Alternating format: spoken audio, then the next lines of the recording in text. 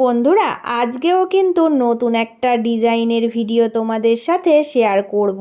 আজকের ভিডিওটা ভীষণই উপকার হবে তোমাদের সবার জন্য।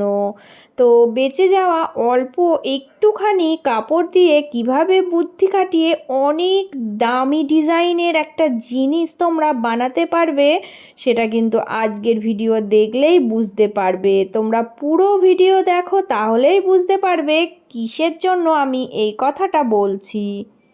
ড্রেস বানানোর পর অল্প দেখবে সাইডে কাপড়ের অংশ পড়ে থাকে। তো এই যে এই টুকরো কাপড়টা আমি কিন্তু নিয়েছি, একটা সুন্দর ড্রেস বানানো হয়েছে।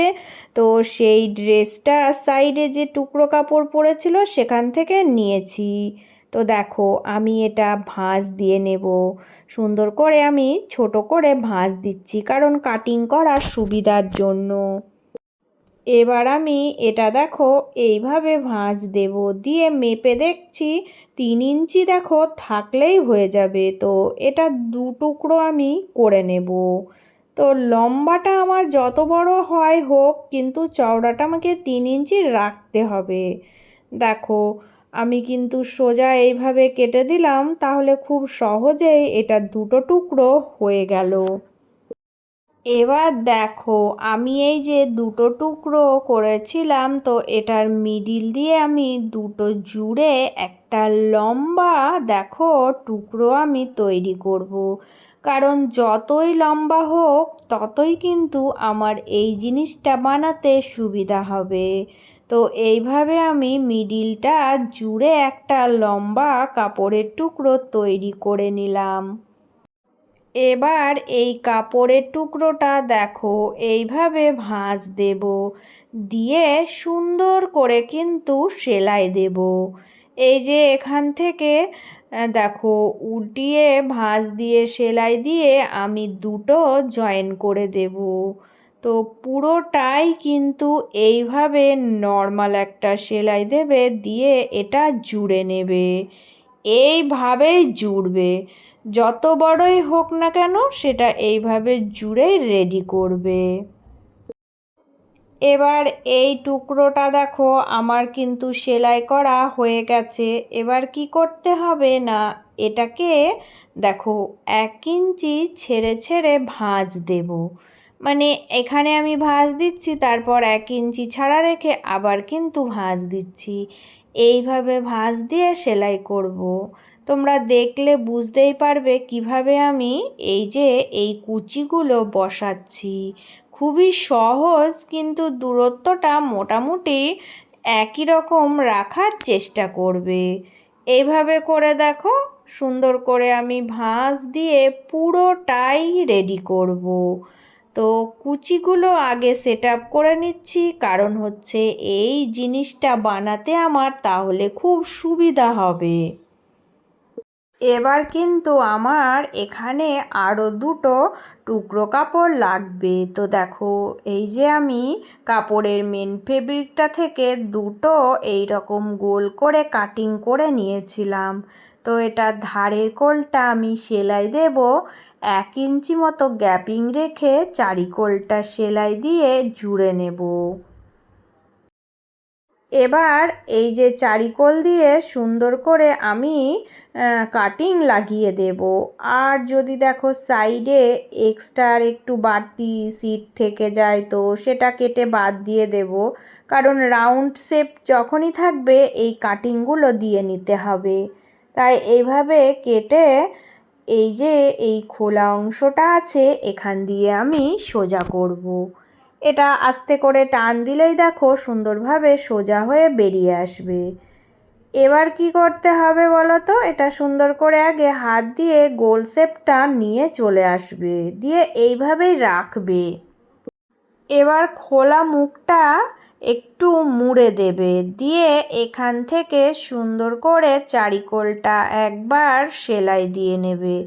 তাহলে পুরোটা সুন্দরভাবে সেট আপ হয়ে বসে যাবে। তো এই টুকরোটাই আমার এখানে খুব কাজে আসবে। এটার উপরে এই কাজের জিনিসটা তোমাদেরকে বানিয়ে দেখাচ্ছি। দেখো এবার এই টুকরোটাকে এইভাবে ভাঁজ দেবে, চারকোনা ভাঁজ দিয়ে মিডিল পয়েন্টটা বার করে একটা দেখো চিহ্ন করে নেবে। তো এই চিহ্নটা করে নেবে কারণ এটা মিডিল পয়েন্ট পেয়ে গেলাম। এবার আমি যে টুকরোটা আগে রেডি করেছিলাম সেটা দেখো এর ওপরে বসাবো।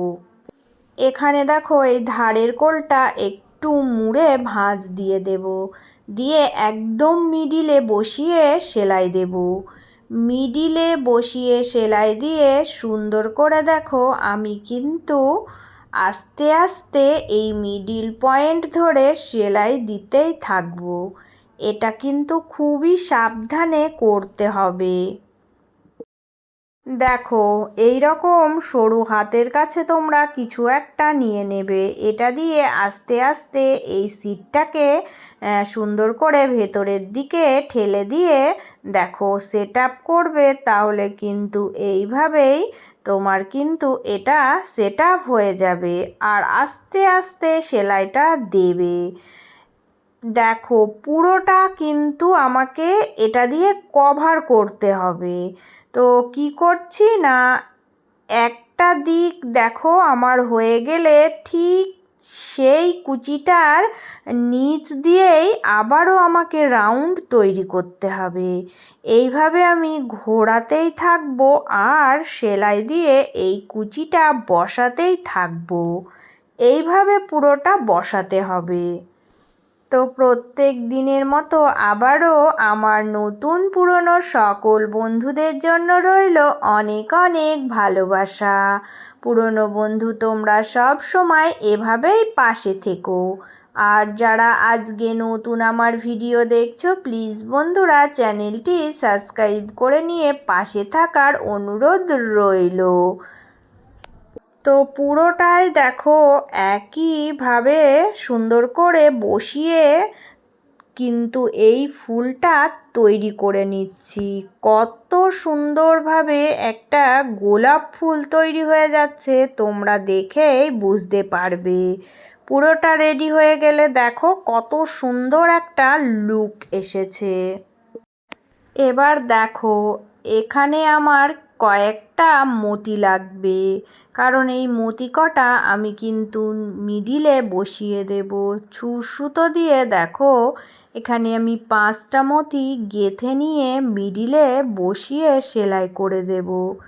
এই মতি কটা দেওয়ার জন্যই দেখতে কিন্তু ভীষণ ভালো লাগবে, আরও সুন্দর লাগবে এই গোলাপ ফুলটা। কত সহজে বড় বড় ডিজাইন জামার ওপরে গোলাপ ফুল তৈরি করা যায় সেটাই আজকে তোমাদের আমি দেখিয়ে দিলাম। তো এবার তোমাদেরকে দেখাবো এই গোলাপ ফুলটা কিভাবে ব্যবহার করব।